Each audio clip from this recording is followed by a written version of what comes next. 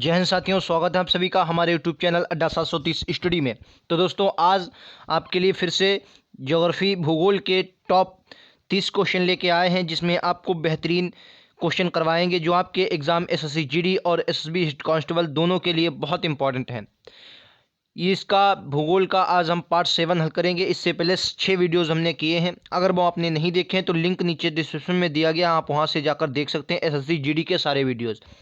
और टाइटल के नीचे आपको हैशटैग दिख रहा होगा, उस पर क्लिक करेंगे तो भी आपको सारे वीडियोस मिल जाएंगे। तो बिना देरी के शुरुआत करते हैं आज के पहला क्वेश्चन की। शानदार क्वेश्चन है, जितने भी क्वेश्चन हैं सभी महत्वपूर्ण हैं। पहला क्वेश्चन देखिए, बहुत इंपॉर्टेंट क्वेश्चन है जो भी क्वेश्चन आपके लिए लिए गए हैं। क्वेश्चन कह रहा है कि नीचे दिए गए स्थानों में से विश्व में सबसे अधिक वर्षा कहाँ होती है? सिलचर, चेरापूंजी, मानसराम, गुवाहाटी। तो आपको याद रखना है, वर्तमान में जो सबसे ज़्यादा है मानसराम में होती है, मानसराम में। इससे पहले जो था चेरापूंजी में होती थी, लेकिन अब जो है वो मासिनराम में होती है। मासिनराम कहाँ है? तो आपको ये याद रखना है, ये भारत में ही मेघालय राज्य में पड़ता है। मेघालय राज्य में पड़ता है, मेघालय राज्य में पड़ता है। अच्छा, आपको ये भी बता देना है, मेघालय राज्य में 3 प्रमुख चोटियां हैं, जिसका नाम पहले में आता है गारो, एक आती है आपकी खासी, खासी, तीसरी आपकी आती है जयंतिया। तो आपको बताना है, एक मिनट, इन तीनों पहाड़ियों में से आपको बताना है जो ये मानसराम पड़ता है, इन तीनों पहाड़ियों में से किस पहाड़ी पर पड़ता है। ये क्वेश्चन भी आपके एग्जाम में आ सकता है और आने वाले क्वेश्चनों में से है। तो आपको बताना है गारो, खासी, जयंतिया में से मानसराम जो है ये किस श्रेणी पर पड़ता है। तो आपको याद ना, मानसराम जो है ये बीच वाली यानी कि खासी में पड़ता है। और यहाँ पर अगर आपके एग्जाम में क्वेश्चन पूछा कि सबसे ज़्यादा भारत में वर्षा कहाँ होती है और पहाड़ी दी जाए, तो आपको याद ना खासी आपको लगाना है, ठीक है। गारो, खासी, जयंतिया में आपको खासी लगाना है, ठीक है। चलिए नेक्स्ट क्वेश्चन ये रहा आपकी स्क्रीन पर। सभी क्वेश्चन आपके एग्जाम के लिए बहुत महत्वपूर्ण है और बिल्कुल एग्जाम के पॉइंट ऑफ व्यू से सिलेबस के अनुसार ये क्वेश्चन आपके लिए रखे गए हैं। कह रहा है इनमें से जलवायु का तत्व नहीं है, बताइए। जलवायु का तत्व नहीं, देखिए जलवायु के लिए आपके बहुत महत्वपूर्ण होता है तापमान। तापमान क्या होता है? ये वर्षा को जो होता है, वर्षा में सबसे ज़्यादा महत्वपूर्ण कारक कौन सा होता है? तो कहेंगे सर तापमान होगा। तापमान होगा। तापमान में जब आपकी आर्द्रता मिलेगी, क्या मिलेगी? आर्द्रता मिलेगी। आर्द्रता मिलेगी तो वर्षा हो जाएगी। और वर्षा और पवन, पवन क्योंकि वायु जो होता है ये भी एक अच्छा कारक है, क्योंकि जब हवा चलेगी तो आर्द्रता अपने साथ लेकर उड़ेगी, ठीक है। तो ये जो 3 कारक हैं ये बहुत इंपॉर्टेंट होते हैं वायु के तत्वों में। लेकिन नदी आपका इसमें कोई जलवायु में कोई खास भूमिका नहीं निभाती है नदी, ठीक है। चलिए नेक्स्ट क्वेश्चन है आपकी स्क्रीन पर। सभी क्वेश्चन आपके लिए बहुत महत्वपूर्ण हैं और आपके एग्जाम के लिए बहुत महत्वपूर्ण होने वाले हैं।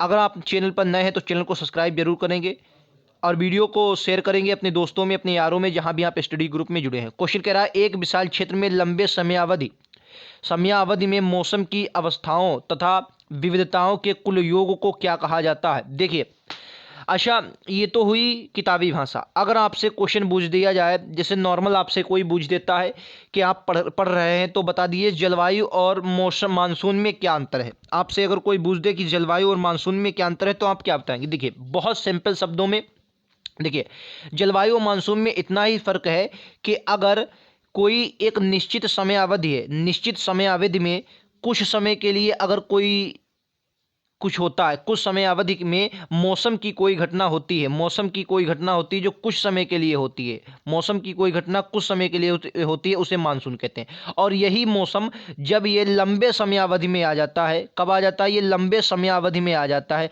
लंबे समय धारण कर लेता है, तो आप इसे क्या कहते हैं? सर जलवायु कहते हैं, ठीक है। इतना क्लियर है। कहने का मतलब ये है कि कोई अगर कुछ समय के लिए कोई मौसम बनता है तो उसे हम मानसून कहते हैं। अगर ज़्यादा समय के लिए वही मौसम परिवर्तित ज़्यादा समय में हो जाए तो उसे हम जलवायु कहते हैं। यही आपका क्वेश्चन कह रहा था, सिर्फ आपको समझना था। नेक्स्ट क्वेश्चन शानदार क्वेश्चन है। कह रहा मानसून शब्द की उत्पत्ति मौसम से हुई है। मौसम किस भाषा का शब्द है? इस पर आप लोग स्टार लगाएंगे, कई बार आपके एग्जाम में पूछा गया क्वेश्चन है। तो आपको याद रखना है, ये अरबी भाषा का शब्द है। किसका है? अरबी भाषा का शब्द है, ठीक है। कौन? मासिन। चलिए नेक्स्ट क्वेश्चन। अगला क्वेश्चन क्या है? टुंड्रा जलवायु का सर्वाधिक विस्तार कहाँ पाया जाता है? देखिए बताइए, टुंड्रा जलवायु का सर्वाधिक विस्तार कहाँ पाया जाता है? तो देखिए टुंड्रा जलवायु के बारे में आपको हम थोड़ा बताते चलते हैं। देखिए टुंड्रा जलवायु क्या होती है। सबसे पहले आपको मालूम होना चाहिए, आप लोग जानते हैं ये हमारी पृथ्वी है, ये क्या है, एक मिनट रुक जाइए, ये हमारी पृथ्वी है, बड़ी थोड़ी बनाती है, ये पृथ्वी है आपकी, ठीक है, पृथ्वी है। अब पृथ्वी में क्या है, पृथ्वी में कुछ रेखाएं काल्पनिक खींची गई हैं, कुछ काल्पनिक रेखाएं खींची गई हैं जिनसे वास्तविकता से कोई लेना देना नहीं है, सिर्फ इनको काल्पनिक मान लिया गया। ये जो आपकी आती है इसको क्या कहते हैं, 0 डिग्री रेखा कहते हैं, विषुवत रेखा कहते हैं, ठीक है। उसके बाद आपकी नीचे को अगर आप आएंगे तो कर्क रेखा आएगी, जिसे आप 23.5 डिग्री कर्क रेखा कहते हैं, और ऊपर को जाएंगे तब भी आपको मकर रेखा मिलेगी, जिसे आप क्या कहते हैं, 23.5 डिग्री मकर रेखा कहते हैं, ठीक है, 23.5 डिग्री मकर रेखा कहते हैं। इसके ऊपर जब आप जाएंगे तो आपको क्या मिलेगा सर, यहाँ पर जब आप आएंगे तो आपको इस वाले क्षेत्र में क्या मिलेगा, तो कहेंगे सर इस वाले में 66.5 डिग्री रेखा मिलेगी, 66.5 डिग्री। और इस वाले भी प्रदेश में जब आएंगे तो आपको यहाँ भी 66.5 डिग्री रेखा मिलेगी, ठीक है, 66.5 डिग्री रेखा मिलेगी, ठीक है। बहुत ध्यान से समझिएगा आपको पूरा कॉन्सेप्ट। यहाँ पर आपके ये जो होते हैं ये क्या होते हैं, तो कहेंगे सर ये जो होते हैं ये ध्रुव होते हैं, ये वाले जो होते हैं आप कहेंगे सर ये ध्रुव होते हैं, ये ध्रुव होते हैं, ये ध्रुव होते हैं। तो ध्रुवों पर अब आपको याद रखना, ये ए वाला जो क्षेत्र होता है, ये वाला यही वाला क्षेत्र आपका टुंड्रा प्रदेश कहलाता है। ये वाला जो क्षेत्र होता है इस रेखा के, ये आपका टुंड्रा प्रदेश कहलाता है। और बिल्कुल ध्रुवों पर आपको टैगा वन मिलेंगे, बिल्कुल ध्रुवों पर क्या मिलेंगे, टैगा वन मिलेंगे। और इस वाले थोड़े यानी कि कहने का मतलब 66 डिग्री से उत्तर और दक्षिण में कुछ दूरी में आपको क्या मिलेंगे, टुंड्रा वन मिलेंगे, बिल्कुल बहुत कम दूरी में, ठीक है। और ऊपर आपके इस वाले क्षेत्र में आपको ये शीतोष्णकटिबंधीय घास के मैदान वगैरह मिलेंगे। तो इनकी जो सबसे ज़्यादा संख्या है कहाँ है, तो आपको याद है इनकी सबसे ज़्यादा संख्या कहाँ है, उत्तरी अमेरिका में इनकी ज़्यादा संख्या पड़ती है। सबसे ज़्यादा इनका विस्तार कहाँ है, उत्तरी अमेरिका में सबसे ज़्यादा विस्तार है। चलिए नेक्स्ट क्वेश्चन कह रहा है, अमेजन नदी की विषुवत रेखीय, क्या कह अमेजन नदी विषुवत रेखीय उष्ण वन निम्न में से क्या कहलाते हैं। अभी हमने चित्र जब बनाया था, 2 ऑप्शन आपको नीचे दिए गए हैं, मैं आपको अगले ऑप्शन और दिखाता हूँ। ये लीजिए ऑप्शन दिए गए, देखिए मैंने भी चित्र क्या बनाया था। देखिए मैं आपको पूरी बात बता देता हूँ, एक एक बात आपको क्लियर होगी। 1 मिनट रुक जाए, मैं आपको चित्र बनाकर दिखाता हूँ, बहुत फर्स्ट क्लास से बनेगा चित्र, आप समझेंगे बहुत अच्छे से। देखिए ये हमारी पृथ्वी है, आपको अब अमेजन वन में कोई दिक्कत नहीं होगी, पता चल जाएगा किस प्रकार से अमेजन सदाबहार वन है, ठीक है। ये हमारी पृथ्वी है। वही बात हमने क्या देखा, ये हमारी क्या है, ये 0 डिग्री रेखा है, ये 0 डिग्री रेखा, ये क्या है, ये हमारा सूर्य है, ये सूर्य है इस प्रकार से।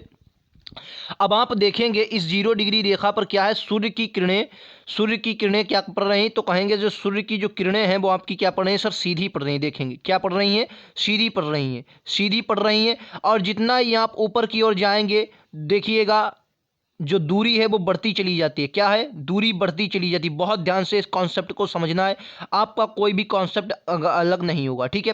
क्या करते हैं, देखिए अब हमने क्या देखा, जब हमने देखा कि विषुवत रेखा पर हमने क्या देखा, विषुवत रेखा की सूर्य पर किरणें जो हैं वो बिल्कुल सीधी पड़ती हैं, यानी कि साल भर सूर्य की किरणें सीधी पड़ती हैं। अभी हमने पिछले वीडियो में आपको क्या, पिछले क्वेश्चन में क्या बताया था कि वर्षा के लिए बहुत ज़रूरी क्या होता है, नंबर 1 में आपका तापमान होना चाहिए, तापमान बहुत इंपॉर्टेंट होता है। उसके बाद जब तापमान होगा तो तब तापमान हो, और तापमान में आपका आर्द्रता होगी, और आर्द्रता से आपका क्या हो जाएगा, वर्षा हो जाएगी। क्या हो जाएगी भाई साहब, वर्षा हो जाएगी। यही अभी तक हमने क्या देखा, यही अभी तक हमने देखा था, यही अभी तक देखा है हमने। और जब वर्षा हो जाएगी, ये 3 कारक बहुत इंपॉर्टेंट होते हैं वर्षा में। अब आपने देखा विषुवत रेखा पर क्या होता है, सूर्य की किरणें साल भर सीधी पड़ती हैं, तो इस वाले क्षेत्र में तापमान तो ज़्यादा होगा ही। जब इस वाले क्षेत्र में तापमान ज़्यादा होगा तो यहाँ वर्षा भी होगी। अब वर्षा होती है तो आपने सुना होगा कि अमेजन के जंगलों को फेफड़ा कहा जाता है, क्योंकि इनमें ऑक्सीजन ज़्यादा होती है। अभी एक एक कॉन्सेप्ट आपका समझ में आएगा किस प्रकार से। तो यहाँ पर इस वाले क्षेत्र में जब ज़्यादा वर्षा होगी तो यहाँ पर वर्षा ज़्यादा होती है। आपने सुना होगा यहाँ पर साल भर किरणें सीधी पड़ती हैं, बराबर वर्षा होती है। वर्षा ज़्यादा होगी तो यहाँ पर क्या होंगे, वन होंगे। वन कैसे होंगे, तो कहेंगे सर वन होंगे घने, क्योंकि सदाबहार वन होंगे। क्योंकि सदाबहार वन में आपने सुना होगा 250 से प्लस वर्षा चाहिए। कितनी वर्षा चाहिए, 250 से प्लस। तो जो वन होंगे वो कैसे होंगे, सदाबहार वन होंगे, सदाबहार वन होंगे। सदाबहार वन होंगे नहीं होंगे, ये अमेजन के जंगलों में सदाबहार वन पाए जाते हैं। इन्हें कौन से वन कहते हैं, इन्हें उष्ण कटिबंध वन कहते हैं। क्या कहते हैं, उष्ण कटिबंध वन कहते हैं। ये भी बात आपको याद नहीं, क्या कहते हैं, उष्ण कटिबंध वन कहते हैं। याद रखेंगे, उष्ण कटिबंध वन कहा जाता है इनको, ठीक है। और इनके अलग अलग सब हर जगह अलग अलग नाम है। फिलहाल इनको अमेजन के जो जंगल है सेलवास कहा जाता है, ठीक है। और ये उष्ण कटिबंधीय वन है। ब्राज़ील में इनको और भी नाम से पुकारा जाता है, तो आपको याद रखने वाली ये बात है। चलिए अगला क्वेश्चन, ये सवाना घास की, इन्हें क्या कहते हैं? इन्हें सवाना कहा जाता है। क्या कहा जाता है? सवाना। इन्हें कहा जाता है जो ये उष्णकटिबंधीय घास के जो मैदान होते हैं, इनको क्या कहा जाता है? जंगल, जो घास के मैदान होते हैं उनको क्या कहा जाता है? सवाना। जो घास के मैदान आपको उष्णकटिबंध में मिलेंगे उनको कहता है सवाना कहा जाता है, ठीक है। और जो वन मिलेंगे उनको सेलवास कहा जाता है, ठीक है, याद रखेंगे। चलिए नेक्स्ट क्वेश्चन, कह रहा कोलंबिया का पठार किस देश में स्थित है? बताइए कोलंबिया का पठार किस देश में स्थित है? तो आपको याद रखना जो कोलंबिया का पठार है वो आपका संयुक्त राज्य अमेरिका में स्थित है, ठीक है। कोलंबिया का पठार कहाँ स्थित है? संयुक्त राज्य अमेरिका में। चलिए नेक्स्ट क्वेश्चन ये रहा, कोलोराडो का पठार किस देश में स्थित है? बताइए कोलोराडो का पठार ये भी आपका संयुक्त राज्य अमेरिका में स्थित है, याद रखेंगे ऑप्शन नंबर बी। कोलोराडो का पठार कहाँ है? संयुक्त राज्य अमेरिका में। अगर आपको क्वेश्चन मालूम है तो बहुत बढ़िया बात है, अगर नहीं मालूम है तो आप उनको नोट जरूर कर लें अपनी कॉपी में, अपने नोट्स में नोट कर लेंगे। अगर आपको मालूम है तो रिवीजन आपका हो रहा है। वीडियो पसंद आए तो लाइक करें, शेयर करें, चैनल को सब्सक्राइब जरूर कर लें, ठीक है। निम्नलिखित में से कह रहा है, निम्नलिखित में से किस एक की सीमा कैंपियन सागर से नहीं लगी है? कैंपियन सागर की मैं आपको एक ट्रिक बता देता हूं, बहुत शानदार ट्रिक है, आपको कभी नहीं मिलेगी। ट्रिक क्या है? रुक रुक, बहुत ध्यान से सुनिएगा, रुकताई, रुकताई, TAI, रुकताई, ठीक है। रुकताई 5 देश इससे सीमा बनाते हैं, पांचों की मैं आपको बता देता हूं। देखिए रूस से क्या हो जाएगा आपका? रूस से क्या हो जाएगा? रूस। का से क्या हो जाएगा सर? कहेंगे कजाकिस्तान, कजाकिस्तान, कजाकिस्तान, ठीक है। टी से क्या हो जाएगा? Turkmenistan, Turkmenistan. ए से क्या हो जाएगा? अजरबैजान, ए से क्या हो जाएगा? अजरबैजान। और आई से आपका ये तुर्कमेनिस्तान, अजरबैजान,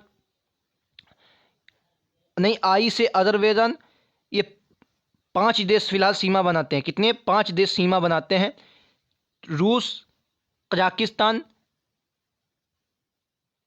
तुर्कमेनिस्तान, कजाकिस्तान और अजरबैजान।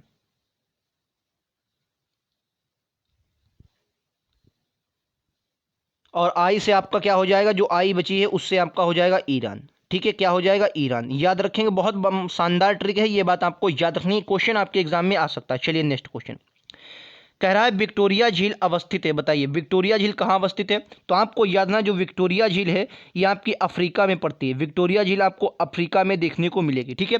विक्टोरिया झील कहाँ मिलेगी? अफ्रीका में देखने को मिलेगी विक्टोरिया झील। चलिए नेक्स्ट क्वेश्चन, शानदार क्वेश्चन, अगला क्वेश्चन कह रहा समुद्र तल में सर्वाधिक नीची झील कौन सी है? बताइए समुद्र तल से सर्वाधिक नीची झील कौन सी है? तो आपको याद ना, समुद्र तल से सर्वाधिक नीची झील आपकी मृत सागर पड़ती है, ये लवणीय झील है। तो इसके बारे में आपको याद रखना है, काफ़ी शानदार ये क्वेश्चन है, आपके एग्जाम में आ सकता है। यहाँ से भी एक क्वेश्चन विश्व ज्योग्राफी से आना तय है। 3-4 क्वेश्चन आपको ज्योग्राफी के मिलेंगे, जिसमें से आपको एक क्वेश्चन विश्व से मिलेगा, और जो आपके एग्जाम में शानदार भूमिका निभाएगा, क्योंकि वो क्वेश्चन कुछ ऐसे क्वेश्चन होते हैं जो आपको औरों से अलग बनाते हैं। यूएसए की राजधानी किस नदी के किनारे है? जो यूएसए है इसकी राजधानी आपको बताना है किस नदी के किनारे है। Ohio, Tennessee, Ukraine. तो राइट आंसर क्या होगा? पोटामेक। पोटामेक, यूएसए, अमेरिका। याद रखेंगे पोटामेक नदी के किनारे है। चलिए नेक्स्ट क्वेश्चन है रहा आपकी स्क्रीन पर, करा कौन सी विश्व की सर्वाधिक गहरी झील है? विश्व की सर्वाधिक गहरी झील है। आगे आपको ऑप्शन भी दिखाए जाएंगे, एक ऑप्शन आपको टिटिका का दिख रहा है, अगला ऑप्शन आपको ये रहा विक्टोरिया झील, वैकाल झील, मृत सागर। जो सबसे गहरी की बात करेगा वैकाल झील है, कहाँ पड़ती है? तो कहेंगे सर रूस में पड़ती है। कहाँ पड़ती है? रूस में पड़ती है। कौन? वैकाल झील, जो आपकी सबसे गहरी झील है, याद रखेंगे। चलिए नेक्स्ट क्वेश्चन, अगला क्वेश्चन कह रहा है विश्व की सबसे बड़ी मीठे पानी की झील कौन सी है? तो आपको याद ना, सुपीरियर झील जो है ये विश्व की सबसे बड़ी मीठे पानी की झील आपकी आती है। कौन सी झील? सुपीरियर झील विश्व की सबसे मीठे पानी की झील है। यहाँ पर 5 झीलें पड़ती हैं जो कनाडा और अमेरिका की सीमा पर पड़ती हैं, वो भी आपसे एग्जाम में पूछ ली जाती हैं। चलिए नेक्स्ट क्वेश्चन कह रहा है निम्नलिखित में से कौन सी विश्व की सबसे बड़ी झील है? तो विश्व की सबसे बड़ी जो झील है वो कैंपियन सागर है। अरल सागर जो है ये आपकी क्वेश्चन पूछा जाता है, ऐसा कौन सा सागर है जो स्थल विरुद्ध है? मतलब स्थल विरुद्ध मतलब चारों तरफ देशों से घिरा हुआ है। तो आपको याद ना अरल सागर और ये जो है ये विलुप्त की कगार पर है। विलुप्त की कगार पर है, क्योंकि इसका आकार जो है ये आकार घट रहा है। क्या हो रहा है? आकार जो है ये घट रहा है। आकार घट रहा है तो आपको याद रखना है ये कहाँ पर है, ये आपका एशिया में पड़ता है। और कहाँ पर पड़ता है? तो उज्बेकिस्तान और कजाकिस्तान की सीमा पर। कहाँ? अरल सागर जो पड़ेगा आपको उज्बेकिस्तान और कजाकिस्तान की सीमा पर पड़ता है। ठीक है, चलिए नेक्स्ट क्वेश्चन। क्या निम्नलिखित में से कौन सी पर्वत श्रृंखला सबसे लंबी है? विश्व की सबसे लंबी जो पर्वत श्रृंखला है वो आपकी आती है एंडीज। सबसे बड़ी अगर ऊंचाई में पूछेगा तो सबसे नवीन भी आपकी आ जाएगी, नवीन सबसे नवीन भी हिमालय है, सबसे ऊंची भी हिमालय है। एंडीज ये सबसे लंबी आती है। सबसे लंबी विश्व की कौन सी है?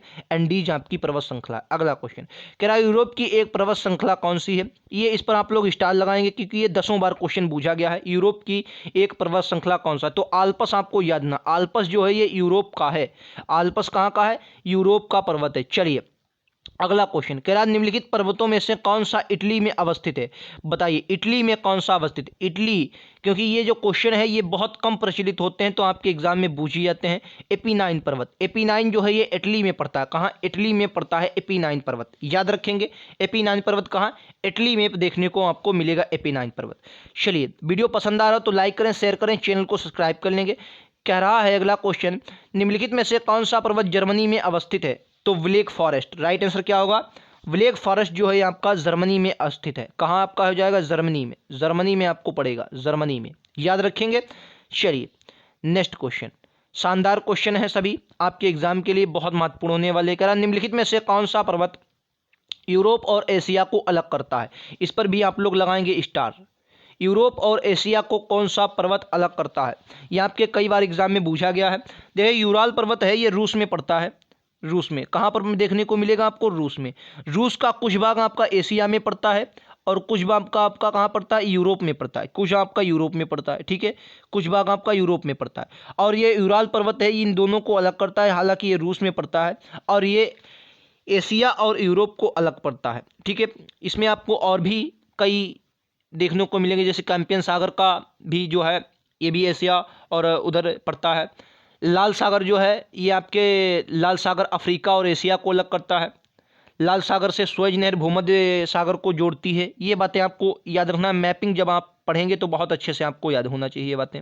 अगला पर्वत शिखर आपको दिए गए हैं कुछ और उनका मिलान करना है। तो देखिए पर्वत शिखरों के मिलान की अगर हम बात करें तो देखिए हम तो जानते हैं जो किलिमंजारो है, ये माउंट किलिमंजारो कहाँ पड़ता है? आपको अफ्रीका में पड़ता है। माउंट किलिमंजारो कहाँ पड़ता है? अफ्रीका में, ठीक है। उसके बाद अगला आपका कौन सा आता है? तो अगला कहेंगे सर जो एल्ब्रुज है, एल्ब्रुज ये आपका यूरोप का पर्वत है। एल्ब्रुज कहाँ का है? यूरोप का पर्वत है। एल्ब्रुज आपका यूरोप का पर्वत है। उसके बाद अगला आपका आता है मैकिनले। मैकिनले ये आपका है उत्तरी अमेरिका का। कहाँ है? उत्तरी अमेरिका का। मैकिनले आपका कहाँ है? उत्तरी अमेरिका का है। और आपका बचा कोसिस्को, ये आपका कहाँ का? ऑस्ट्रेलिया का। कोसिस्को आपका ऑस्ट्रेलिया का, याद रखेंगे। कोसिस्को ऑस्ट्रेलिया का है, मैकिनले उत्तरी अमेरिका का है, एल्ब्रुज आपका यूरोप का है, किलिमंजारो अफ्रीका का है, याद रखेंगे। चलिए नेक्स्ट क्वेश्चन ये रहा आपकी स्क्रीन पर। निम्नलिखित का मिलान कीजिए। इसमें भी आपको मिलान पूछा गया है। पर्वत चोटियां दी गई, आपको मिलान करना है। देखिए तो हिमालय तो आप जानते हैं एशिया की पर्वत चोटी है। कहाँ है? एशिया की पर्वत चोटी, इसमें आपको कुछ याद करने वाली बात ही नहीं। एंडीज कहाँ पड़ती है? तो एंडीज आपको याद है ये दक्षिण अमेरिका की सबसे लंबी चोटी है। उसके बाद अगली आपकी जो बची वो है रॉकीज, और रॉकी उत्तरी अमेरिका में पड़ती है। कहाँ पड़ती है? उत्तरी अमेरिका में पड़ती है रॉकीज। चलिए नेक्स्ट पर चलेंगे। शानदार क्वेश्चन है ये, आपके मैपिंग में भी क्वेश्चन आएंगे। मैपिंग में अच्छे से आपको पढ़ना है, यहाँ से आपके पर्वत से क्वेश्चन आता है। अगला क्वेश्चन कह रहा है निम्नलिखित में से कौन सा मरुस्थल नहीं है? बताइए। कालाहारी, सहारा, गोबी, थारू। थारू ये कोई मरुस्थल नहीं है, ठीक है, थारू नहीं है। थार का मरुस्थल जो भारत में है ये थार का मरुस्थल है। कौन सा? थार का मरुस्थल होता है भारत में, लेकिन थारू का मरुस्थल नहीं है, ठीक है, ये नहीं है, थार का मरुस्थल होता है। चलिए नेक्स्ट क्वेश्चन, कालाहारी मरुस्थल किस देश में पड़ता है? अगला क्वेश्चन कह रहा है कालाहारी मरुस्थल किस देश में पड़ता है? तो आपको याद ना जो कालाहारी मरुस्थल है ये आपका बोत्सवाना में पड़ता है। कहाँ पर? बोत्सवाना, याद रखेंगे ऑप्शन नंबर सी, बोत्सवाना में कालाहारी मरुस्थल पड़ता है। चलिए अगला क्वेश्चन, भारतीय मरुस्थल को किस नाम से जाना जाता है? तो अभी हमने क्या बताया, थार का जो मरुस्थल है ये भारत में पड़ता है और भारतीय मरुस्थल है, ठीक है। एकमात्र विश्व का एकमात्र ऐसा मरुस्थल है जिसमें सबसे ज़्यादा जनसंख्या निवास करती है। विश्व के सबसे ज़्यादा अगर जनसंख्या जो है वो थार के मरुस्थल में आपको देखने को मिलेगी। हालांकि इसका जो अगर आप सहारा में जाएंगे, सहारा मरुस्थल ये विश्व का सबसे बड़ा मरुस्थल है आकार में, लेकिन जो सबसे ज़्यादा जनसंख्या है वो आपके थार के मरुस्थल में देखने को मिलेगी। चलिए अगला क्वेश्चन, क्या निम्नलिखित में से विश्व के शीत मरुस्थलों में से किस नाम से जाना जाता है? देखिए मैंने अभी आपको जब चित्र बनाया था तो आपको क्या था, बिल्कुल आपको टुंड्रा कहाँ पर मिलेंगे, ये 66 डिग्री के आसपास मिलेंगे, और यहाँ पर ही आपको टुंड्रा प्रदेश जो है ये शीत मरुस्थलों में आपके आते हैं। तो आपको ये याद रखना। स्टेपीज अच्छा क्या है, स्टेपी ये घास के मैदान है। प्रेरी भी घास के मैदान है जो आपके उत्तरी अमेरिका में देखने को मिलेंगे। कहाँ? उत्तरी अमेरिका में घास के मैदानों को क्या कहा जाता है? उत्तरी अमेरिका में घास के मैदानों को प्रेरी कहा जाता है। स्टेपीज कहाँ का है? स्टेपीज आपका रूस का है, रूस का कह लीजिए, रूस का। कहाँ का है? रूस का है स्टेपीज। ठीक है, चलिए अगला, क्या तकला मकान मरुस्थल किस देश में स्थित है? कई बार आपके एग्जाम में पूछा गया क्वेश्चन तकला मकान मरुस्थल, तो आपको याद रखना तकला मकान जो मरुस्थल है चीन में पड़ता है। कहाँ पड़ता है? चीन में पड़ता है। ठीक है, क्वेश्चन पूछा जाता है विश्व का ऐसा कौन सा महाद्वीप है? मैं लिखता हूं, विश्व का ऐसा कौन सा महाद्वीप है? कमेंट बॉक्स में बताइएगा। विश्व का ऐसा कौन सा महाद्वीप है जिसमें एक भी मरुस्थल नहीं है, जिसमें एक भी मरुस्थल नहीं है? बताएंगे? नहीं है तो कौन सा हो जाएगा जिसमें एक भी मरुस्थल नहीं है विश्व में? बताएंगे कमेंट बॉक्स में। क्या निम्नलिखित में से कौन सा विश्व का सबसे बड़ा मरुस्थल है? सहारा जो है यह विश्व का सबसे बड़ा मरुस्थल है। चलिए बच्चों वाला क्वेश्चन आपको मालूम है, गोबी मरुस्थल किस देश में स्थित है? गोबी मरुस्थल, तो हमने आपको क्या बताया था, यूरोप जो है, क्या है? यूरोप महाद्वीप में एक भी मरुस्थल नहीं है। ठीक है, याद रखेंगे। चलिए, कह रहा है गोबी मरुस्थल किस देश में स्थित है? तो आपको याद है मंगोलिया में स्थित है गोबी मरुस्थल। ये शुष्क मरुस्थल है। कैसा? शुष्क मरुस्थल है। ठीक है, तो ये थे आज के टॉप 30 क्वेश्चन जो आपको पसंद आए होंगे। वीडियो पसंद आया हो लाइक करें, शेयर करें, चैनल को सब्सक्राइब कर लेंगे। बेहतरीन क्वेश्चन थे जितने भी मैंने आपको करवाए हैं। ज्योग्राफी के पार्ट 7 था, और भी आपको आगे भी करवाते रहेंगे, टाइम मिलेगा। पॉलिटी भी अब किसी दिन आपको करवाने वाले हैं, क्योंकि पॉलिटी में भी आपके अच्छे क्वेश्चन आते हैं, SSC GD SSB head constable दोनों में। और भी किसी एग्जाम के लिए अगर आप पॉलिटी पढ़ना चाहते हैं तो भी आप आ सकते हैं। इसी चैनल पर डेली आपकी शाम को 6 बजे ये क्लासेस होती हैं 6 PM पर, तो डेली आप लोग मिलना ना भूलेंगे। चलते हैं, मिलते हैं अगले वीडियोज़ में। आज के लिए इतना ही, थैंक यू।